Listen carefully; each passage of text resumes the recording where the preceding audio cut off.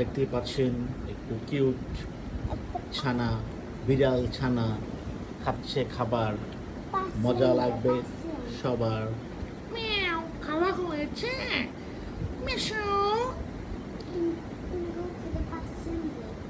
Persian বিড়াল মানে কি? পার্সিয়ান বিড়াল এটা কি বড় বড় হবে? অবশ্যই এটা ডিম দিবে না? এটা ডিম দেয়। এটা বাচ্চা বাইরে কি ডিম দেয় বিড়াল?